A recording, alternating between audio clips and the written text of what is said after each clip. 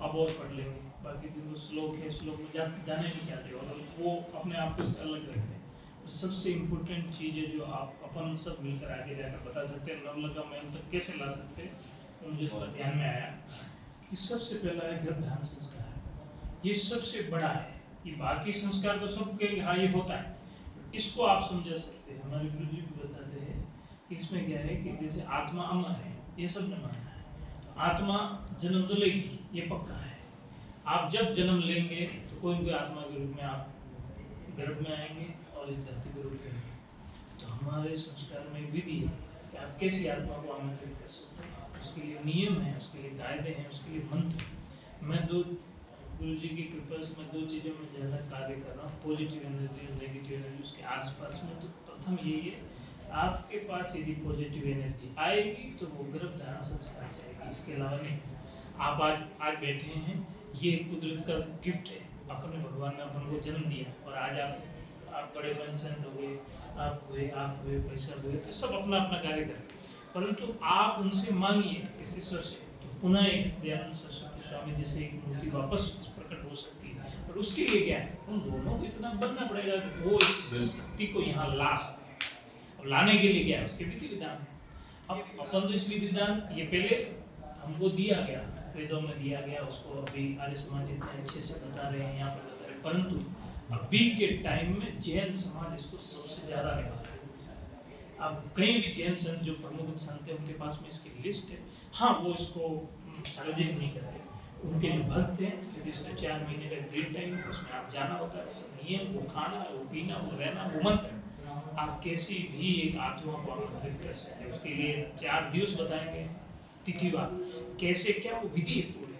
आप किसी भी आत्मा को आमंत्रित कर सकते हैं और उसमें से आप 90% मानिए वो आत्मा वहाँ आपके बच्चे के रूप में जन्म लेगी और उसको जैसे जीवन यापन करना है वो फिर अपना नियम, उसके लिए ब्रह्मचर्य पालन के भी कुछ नियम है, पति पत्नी दोनों के लिए नियम है, सब नियम है। तो अब हम जब जाएंगे कहीं भी मंदिर मठ में, तो कोई आता है हमारे यहाँ आता है कि बच्चा है नहीं है, तो उनको आप एक निवेदन कर सकते हैं कि इसको गर्भधारण संस्कार एक अपने तरफ से ऐड कर सकते हैं। जिनको बच्चे चाहिए आते हैं कि आप ये मंत्र दे दीजिए, तो आप नवलखा महल जाइए, वहाँ से आइए, वहाँ से आपको फिर उनको पता पड़ेगा अच्छा गर्भधारण संस्कार होता है। तो उसको फिर आप बुक, जैसे अभी क्या है कि लंबी चौड़ी दे देंगे, उसको शॉर्ट स्वीट में बुक या किसी मतलब पूरा लिख के दे देते हैं, इन को फॉलो करिए।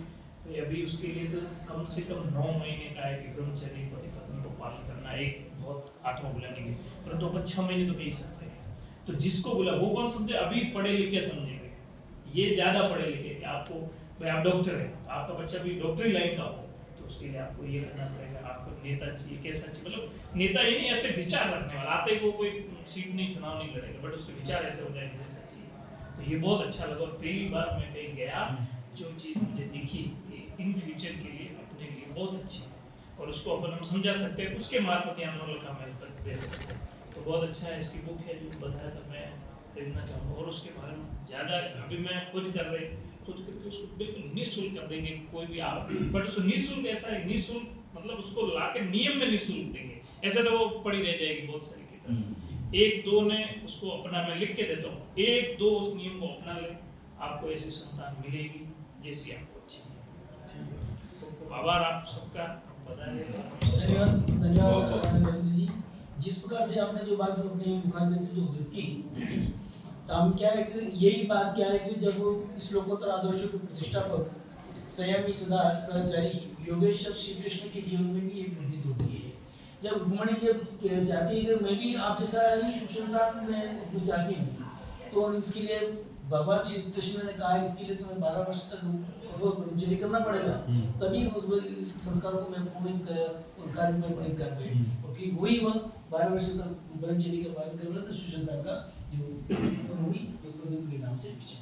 तो महाभारत में स्वयं भगवान श्री कृष्ण ने ये कहा है कि मैंने और देवी रुक्मिणी ने बद्रिकाश्रम में 12 वर्ष तक घोर तक ब्रह्मचर्य पूर्वक किया, उसके बाद जो संतान हमने पैदा की वो मेरा पुत्र ये प्रद्युम्न है।